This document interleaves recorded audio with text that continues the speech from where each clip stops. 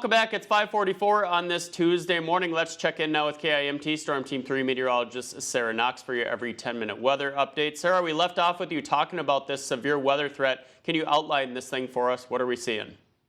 Absolutely, Ryan. That's why I'm here, tracking the storms. Now, as of right now, no severe weather to talk about, at least not in our area. But for the rest of the region, it's a little bit of a different story. Of course, we're going to focus on home right now. Places like Mason City, the rain's still falling. You can see it on the camera, so you're waking up to wet roads there. In Albert Lea, Austin, things just getting started. Rochester still has a ways to go before some of that rain makes it in. So it kind of tells you where a lot of this is coming from. The southwest, kind of as a line right now, we are still seeing more scattered activity, not necessarily a well-developed line. That's not bad news.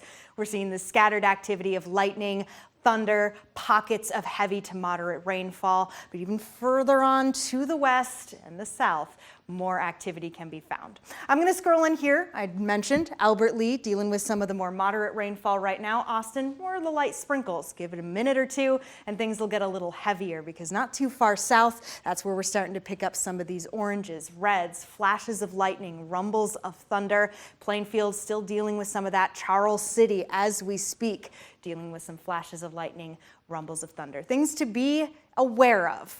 Wet roads this morning, definitely some pockets of heavy rainfall, which could cause some problems when it comes to visibility. But this is just the beginnings, my friends. As we head later into the morning, we'll have a lull period, but then this bad boy comes our way. This being a warm front. As that continues to lift further to the north, that's going to really help determine where we're seeing things like the severe weather pop and even tornado possibilities.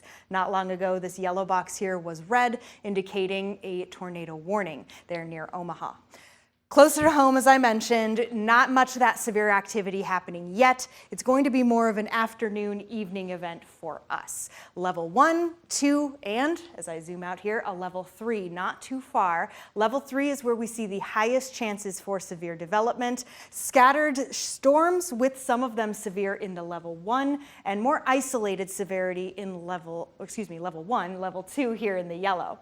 Point is, the region, our area, could see all forms of severe weather, including an isolated tornado. The tornado threat does look to stay a little further to the south, but you never know. Mother Nature loves to do what she wants. Moving over to Sky Tracker 3, not necessarily picking up on as much activity as we are actually seeing, and that's important to note as we get later into the morning. Around 8 a.m., I think it's going to be a little busier than what we're seeing here. But again, it is going to wait until the afternoon before we start to see more clusters come our way. And this brings the threat for severe weather. So here we are, right at the lunch hour. We'll push time forward to 1 p.m., starting to make its way in. 2 p.m., a lot more widespread with some of these reds and oranges. 3 p.m. still continuing to move through the area. Some deep reds noting here as we head into 4 p.m. The evening commute, 5 p.m. Most of this activity will not move out until we get to 6, 7 o'clock tonight.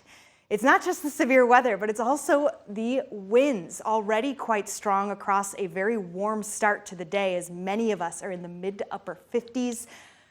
These winds will continue to get stronger with gusts up to 50 miles per hour possible. That is why a wind advisory will remain in effect from 7 a.m. to 7 p.m. And Ryan, I know that was a lot. Long story short, stay weather aware today. That's why our Tuesdays are in the red because of this severe potential. After that, temperatures do drop. By Saturday, we're back into the 40s.